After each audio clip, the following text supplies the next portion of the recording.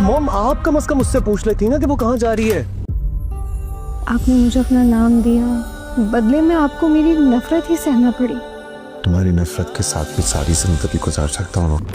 एक नूर थी, कितनी इज्जत और मान दिया था उसने तुम्हें, लेकिन तुम उसे संभाल नहीं सके। आप हूर से बहुत मोहब्बत करते थे ना, हर बात में आप पता नहीं हूर को क्यों लेकर आ जाती हैं। इसीलिए आप मुझ में हूर को तलाश करते हैं।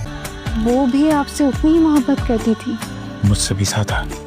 उरुष्मा तो अपनी सास अंजुम को किसी खातर में नहीं लाती और ना ही वो उनकी इज्जत करती है। जैसे ही उरुष्मा तैयार होकर बाहर जाने लगती है तो अंजुम इसी से यही सवाल करती है कि आखिरकार तुम इतना तैयार होकर कहाँ जा रही हो। उरुष्मा को ये बात बिल्कुल भी पसंद नहीं आती और वो अपनी सास को बातें सुनाते हुए कहती है कि आखिरकार आपको मसला क्या है, आप मुझे मेरी जिंदगी क्यों नहीं जीने देती। वो ये बात साफ कर देती है कि आज के बाद आप मुझसे ये सवाल ना करें और ना ही मुझे रोकें।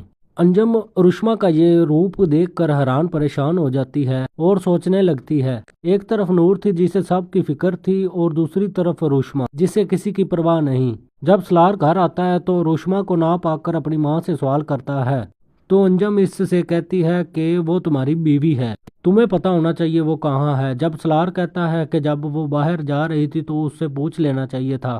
तब अंजुम बताती है कि उन्होंने पूछने की कोशिश की थी पर वो मोहतरमा इन्हें हुक्म दे कर गई चली हैं कि इन्हें कोई ना रोके। साथ ही वो सलार को खड़ी खड़ी सुनाती हैं कि नूर तुम्हारी इतनी केयर करती थी पर तुम इसकी कदर ना कर पाए और तुमने इसे छोड़कर उरुष्मा से शादी करके बहुत बड़ी गलती कर दी।